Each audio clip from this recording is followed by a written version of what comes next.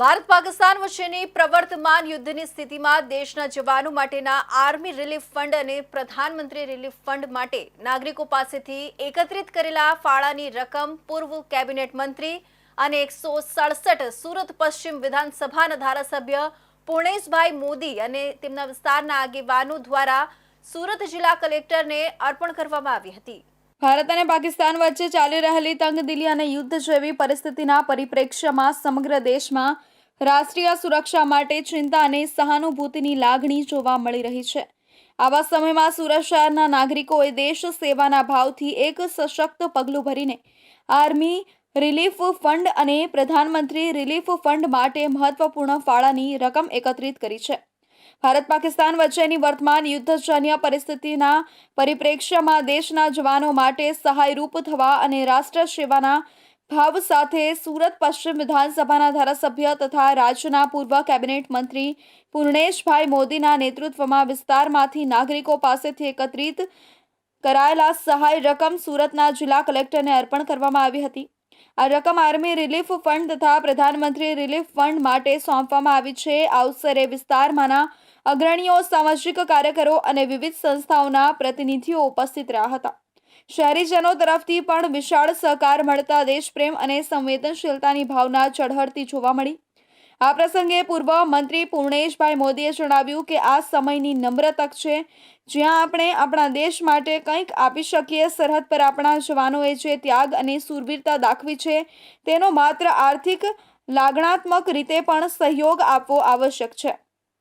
ધારાસભ્ય પૂર્ણેશ મોદીએ જણાવ્યું કે આવા સંજોગોમાં આપણું નૈતિક કર્તવ્ય બને છે કે આપણે રાષ્ટ્રીય સુરક્ષા માટે જિંદગી ઝંખતા જવાનોની મદદ માટે આગળ આવીએ।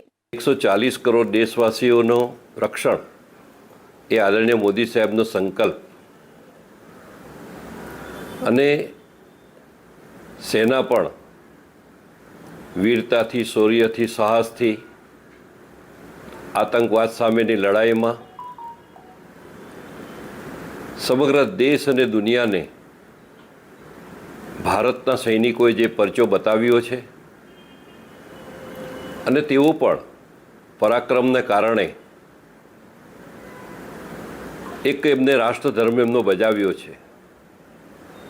આદરણીય મોદી સાહેબે પણ રાષ્ટ્રધર્મ બજાવ્યો છે।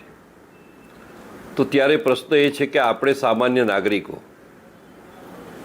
રાજકીય, સામાજિક, ધાર્મિક, આર્થિક આગેવાન તરીકે નહીં પરંતુ દરેક વ્યક્તિ ભારતનો એક સામાન્ય નાગરિક તરીકે એની પણ કેટલીક ફરજ છે।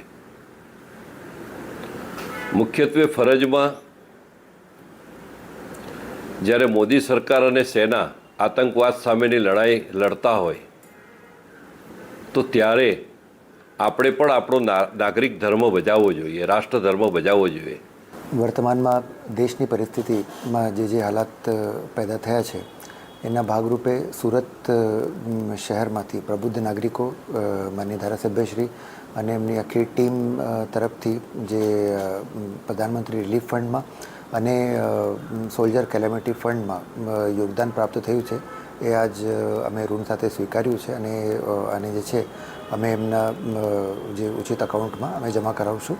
અને આ પ્રયાસથી એક જે સુરત હંમેશા કોઈ પણ આપદા આવે, વિપદા આવે તો એમાં આગળ રહે છે અને એનું એક ઉદાહરણ પેશ કર્યું છે। અને હું બાકી નાગરિકોને પણ અપીલ કરું છું કે આનાથી આપણે પ્રેરણા લઈને પણ આપણે પણ આ મુહિમમાં જોડાઈશું। તેમણે વધુમાં કહ્યું કે મારી અધ્યક્ષતામાં સમગ્ર વિસ્તારમાંથી નાગરિકોએ, વેપારીઓએ, યુવાનો અને વૃદ્ધોએ પણ ઉત્સાહપૂર્વક દાન આપી આ ફંડમાં યોગદાન આપ્યું છે। આ ફક્ત એક સહાય રકમ નહીં પણ ભારત માતા માટેની ભાવનાનું પ્રતિનિધિત્વ કરે છે।